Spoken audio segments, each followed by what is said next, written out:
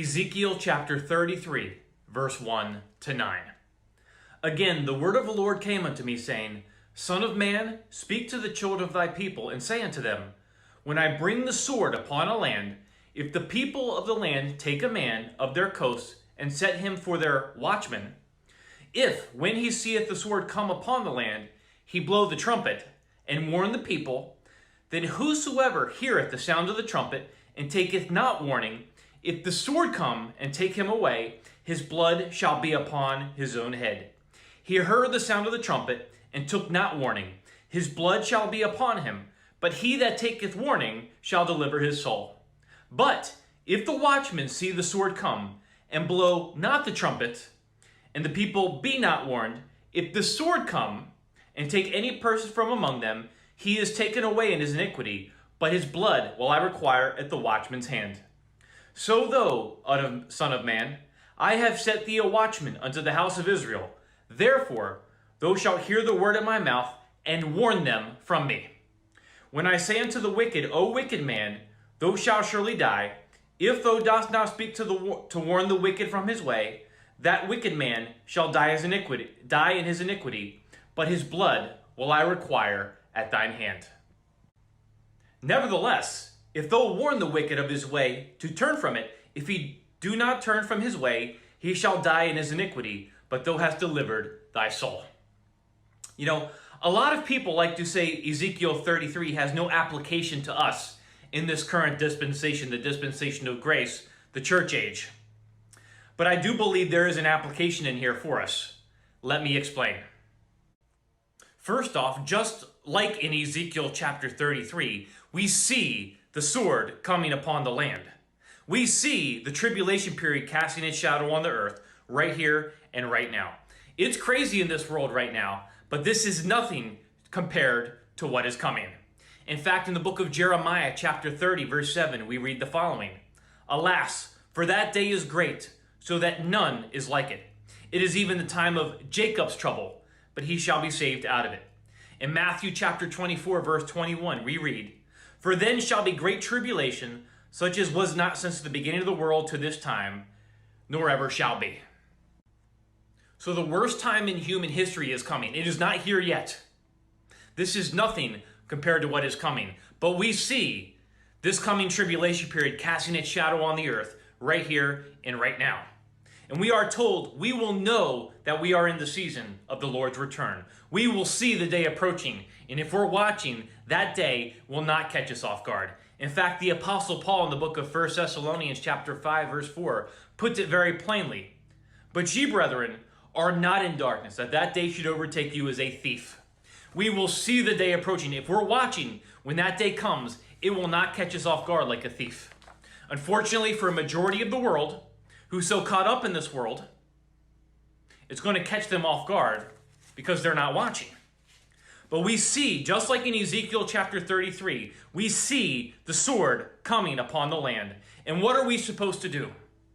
We are to warn the people. As ambassadors of Jesus Christ, our job is to warn a lost world that Jesus is coming soon. But most importantly, it is to give them the gospel of their salvation, which the Apostle Paul gives us in the book of 1 Corinthians chapter 15, verse 1 to 4. And the gospel of their salvation is simply this. Jesus Christ died on that cross for their sins. He was buried, and he rose from the dead. He resurrected on the third day, as it is written in the scriptures. Again, we can't save anybody, folks. All we can do is plant the seeds. You know, in 1 Corinthians chapter 3, verse 4 to 9, the Apostle Paul says the following, For while one saith, I am of Paul, and another, I am of Apollos, are ye not carnal? Who then is Paul, and who is Apollos, but ministers by whom ye believed, even as the Lord gave to every man? I have planted, Apollos watered, but God gave the increase. So then neither is he that planteth anything, neither he that watereth, but God that giveth the increase.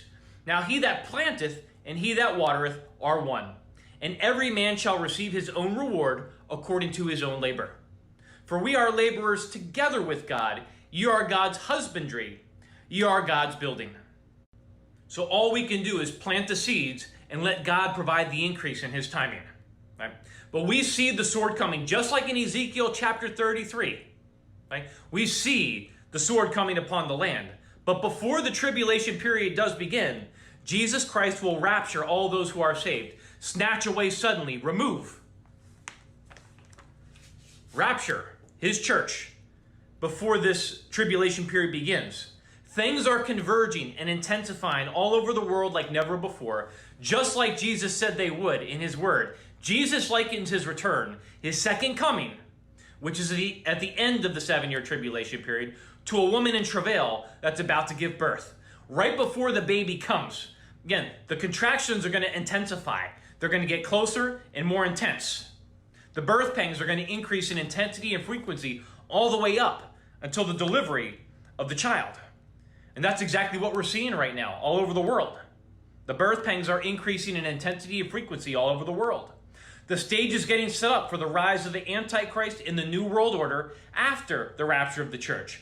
People are being conditioned to submit to government and authoritative rule. People are being conditioned to eventually accept the coming mark of the beast, which will be implemented during the coming tribulation period, which we are not in yet. Watchmen and watchwomen all over the world are saying the same thing. Jesus is coming, and he is coming at any moment to rapture his church. You make a difference, whoever you are watching this. You make a difference. You are an ambassador. If you're saved, you're an ambassador for the King of Kings and the Lord of Lords, Jesus Christ, and we have a job to do. So blow your trumpets, all you watchmen and watchwomen out there, rise up with me, because we have a job to do in these final moments. In the days, weeks, and months ahead, Lord willing, unless Jesus comes for his church. Again, we're watching every day on this channel. But as things get crazier around this world, in the days, weeks, and months ahead, Lord willing, we need to blow the trumpets, folks. We have a job to do. And again, our job is to tell people, again, that Jesus is coming, and he is coming at any moment to rapture his church. We need to tell people that Jesus Christ is the only way to the kingdom of heaven, and he's the only name that's going to save them. And our job, the most important thing, above all else, is the gospel of their salvation. The gospel is the plumb line. And again, our job is to give people the gospel of their salvation in a simplistic form. Not give them religion or legalism or complicate the message, but tell them they can be saved right here, right now, this very moment, and tell them that now is the accepted time. Now is the day of salvation. But again, our job is to give them the gospel of their salvation. Again, which is 1 Corinthians chapter 15, verse 1 to 4. We need to tell people that Jesus Christ died on the cross for their sins. He paid their sin debt in full with his blood on the cross at Calvary. He paid the price that they could never pay on their own. He paid it, and he paid it with his blood so that they could be reconciled back to him, so they could be forgiven of their sins and be with him forever in heaven. So we need to tell people, again, that Jesus Christ died on the cross for their sins. He was buried, and he resurrected. He rose from the dead on the third day, as it is written in the scriptures. We need to give people that message and then pray for them.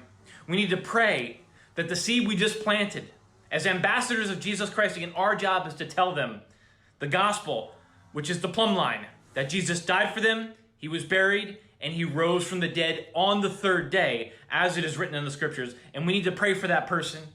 We need to pray that God will bring to fruition that seed that we planted. If not now, then during the tribulation period, because we know multitudes get saved during the coming tribulation period. I don't wish that upon anybody. They're most likely going to be killed for their faith during the coming tribulation period. But all we can do as ambassadors for Christ is to plant that seed and let God provide the increase in his timing, preferably before the rapture of the church. But watchmen and watchwomen all over the world, we have a job to do. In the days, weeks, and months ahead, Lord willing, we have a job. So blow your trumpets, watchmen and watchwomen all over the world, because make no mistake about it, that day is approaching. Keep watching with me. Keep looking up. The King of Kings, the Lord of Lords, the Son of God, Jesus Christ, he's coming. And he's coming quickly, one day very soon at the appointed time, sooner than many of us even realize. Keep watching with me, and God bless you all.